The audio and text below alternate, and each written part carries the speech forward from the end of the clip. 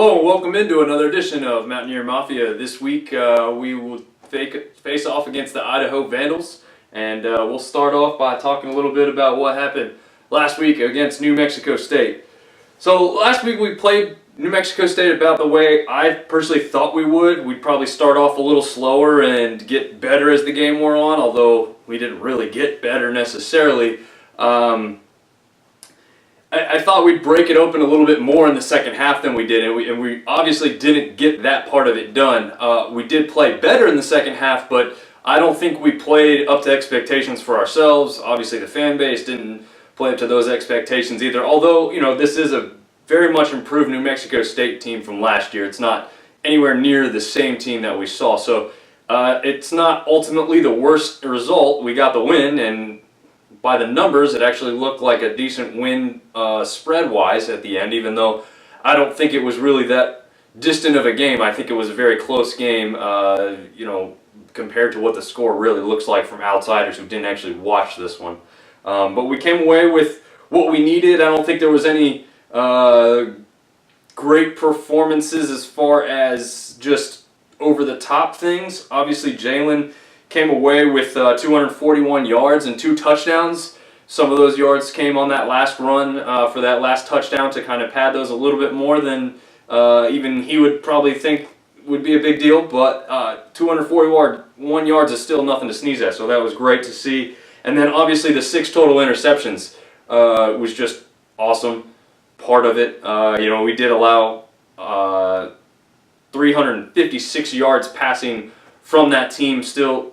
But to come up with 3 from Duck and 3 from Hayes, I mean, that's just huge for those guys' confidence going forward. So I think that part of it's really great to see. And we'll go right from there right into the Idaho game this Saturday at 5 o'clock.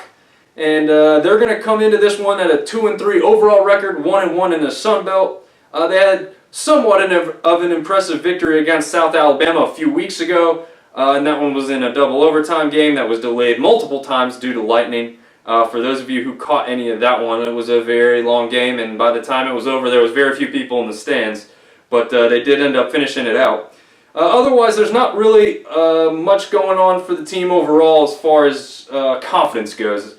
They are leaving the Sun Belt after this season and dropping back down to the FCS level. And even though that is happening, and that's not to say their players don't have a lot of talent. Their quarterback is Matt Lanahan, and he's very similar statistic-wise to Taylor so far this season, really. I don't think that the competition that he's faced is anywhere near as difficult as what Taylor's seen so far. So take those statistics for what they are. Is impressive on paper, but maybe not so much the eye test.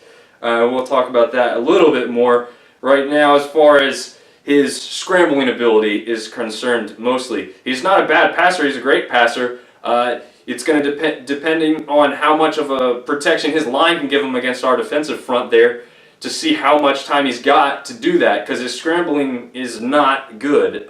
Taylor is far and above what he is as a running quarterback, and so if we can get pressure on him and keep that offensive line from getting a lot of pressure on us off the line initially, we're gonna have some success as far as that goes defensively this weekend. That's not to say he can't embarrass us through the air if we let him. So we definitely do need to get that pressure up front early and force him into the air. Duckworth is pretty much their go-to running back. They really have 2 running backs they use quite a bit. Duckworth is going to be the only one we see all weekend. But as far as a true number 1, I think they consider him their true number 1. He has put up 439 yards on the ground so far this year and 2 touchdowns. I will note, however, that 144 of those yards and one of the touchdowns actually were against FCS Sacramento State to start the season. So that puts him at a little less than 300 yards in his other 4 games combined. And again, this kid can make us look bad if we're not careful, but to me, he's no Jalen Moore. I think Jalen Moore is a lot more talented of a back, and he's actually just a little bit bigger than Duckworth is. Duckworth's just a little bit smaller, but you know, he's quite shifty because of the little bit smaller size he's got there. Their leading receiver is Jacob Sonnen. He only stands at 5'11", 193 pounds. So for those of you who don't know, I'm about 6'2", and I run about 190 something pounds depending on the day. So he's not an overall big, intimidating wide receiver, as we've seen multiple times this season with some of the guys at Wake Forest, some of the guys at Georgia, and even a few guys just last week against New Mexico State, I think were over 6 feet. So as far as that part being a big factor, it's probably going to play into our hands. Now, that probably means he's a little bit faster than some of those bigger receivers, but hopefully we can keep him down as much as possible this weekend. So far, he's caught 33 passes for 340 yards, but only 1 touchdown. And what's really interesting here is he's alternated between good and bad weeks. For 3 weeks of small yardage, they've been followed up by 2 weeks with 4 receptions each. Also gone over the 100-yard mark in those. So it's interesting to see that he has an off week and on week and off week and on week. So if that trend continues, that does mean he's closer to one of those 100-yard weeks this week. I don't see that happening, though. I think our defensive backfield became hot near the end of that game, especially last week with the 6 interceptions. I think Duck and Hayes will continue their healthy competition throughout the rest of the season. And I see this game playing out a lot like it did in 2015. For those of you who don't remember, 2 years ago, this is what Jalen Moore's big breakout game really became there up in Idaho at the Kibbe Dome.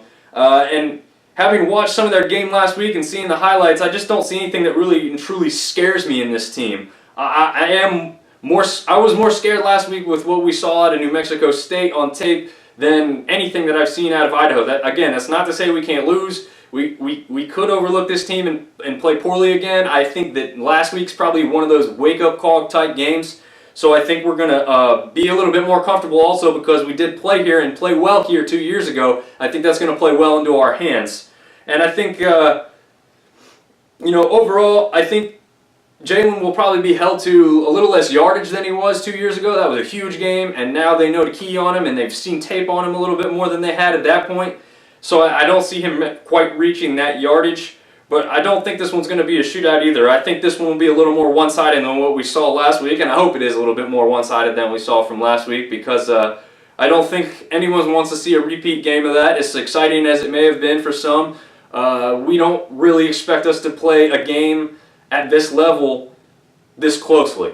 So we need to start coming into our own here and building up that strength in that Sun Belt Conference to take us the rest of the way and hopefully claim another crown at the end of the season here. So hopefully we can continue that this weekend at Idaho.